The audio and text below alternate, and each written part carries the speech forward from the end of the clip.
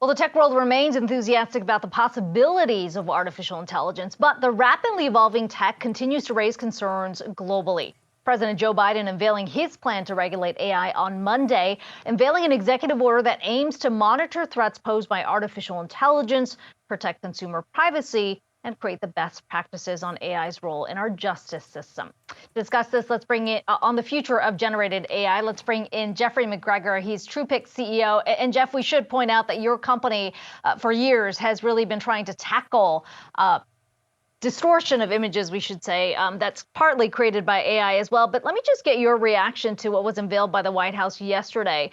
Knowing what you know in terms of the content that's out there right now, how comprehensive is this? Akiko, it's great to see you. And look, let me just start by saying that I want to live in a world where when I'm scrolling through my news feed or looking at social media or doing anything else online, I know if images are created by computers or if they're created by humans and whether I should trust them or not. And I think that's fundamentally important. And what the EO does is it starts to align incentive structures for big tech to adopt technologies that do create this kind of visibility for consumers around the origin of content, the history of content, and allows them to make decisions on whether they should trust that content that they're consuming. And I think that's critically important at this stage as AI continues to accelerate. It continues to create challenges in terms of trusting the information we're consuming. And we need the right incentive structures to be able to create adoption of the technologies that exist today. So, Jeffrey, what would those incentives look like in this space of authenticating digital content? And how might we also see that show up as a consumer? I know putting watermarks on some of these images and content has been one of the suggestions from the White House.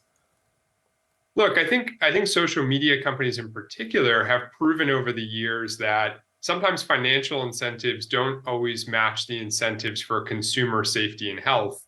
And in this case, I do think regulation plays a very important role in urging these companies to adopt technologies that do exist today that do help consumers make more informed decisions.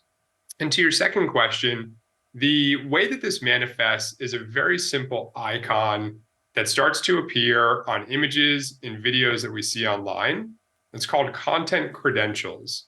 And content credentials, when you tap on that icon or scroll over it with your mouse, you'll essentially see verified, cryptographically secured information on where that content originated from, what the history of that content is, and ultimately if it's been generated by computers or if it came from a camera and it's an authentic human creation.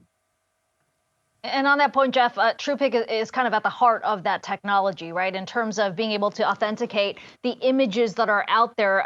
You recently had an announcement where you developed this chip with Qualcomm that will be implemented in all Qualcomm, all phones that use the Qualcomm chip. But I'm curious, when you think about the scale of the problem right now, I mean, how much of a dent can you make just based on your technology, knowing how much content is out there right now?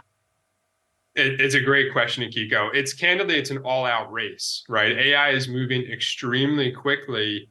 And part of why we're so excited about that Qualcomm partnership that you mentioned is it really does drive scale to this idea of content transparency.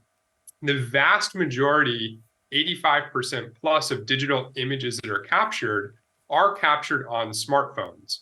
So if we're authenticating genuine, real content at the smartphone layer, we have the ability to drive tremendous scale in terms of labeling content that is indeed trustworthy. Now, as it pertains to generative AI, we fully anticipate that generative AI will happen at the edge and leverage the compute power on smartphones for cost savings purposes. And labeling Gen AI content, again, on chip with Qualcomm is a massive step forward in being able to drive scale to consumers so they start seeing that icon as they're scrolling their media feeds and just ultimately consuming information online. And Jeffrey, what does this mean for creators in this space? Obviously, being able to track original content or how AI is sourcing content from other creators, how does this add some transparency to that? I think that's the right word. I think it's all about transparency. And AI, I believe, is a massively positive tool, both for society, but also for creators. And if creators have the ability to label content that comes from them and the changes that they've made and how they've used AI in creating any piece of creative work or art, all of that is very positive and helps enable creators from an ownership and attribution standpoint in a way that I think will behoove them long term. Really quickly, Jeff, I know you've done some work with the UN in the past. There's been a lot of concern around the disinformation, misinformation that's coming out in this Israel-Hamas war with those images, which ones are doctored, what not. I'm curious, based on what you know, what you have seen, what that tells you about how significantly this tech is expanding. I mean, have you seen a lot of that coming out of the region? Absolutely. And I think it shows that there's a failure in our ability to detect whether images are genuine and where they came from after the fact, which is why approaches like TruePic that take a preventative approach in marking content at their origin are really important on the global stage.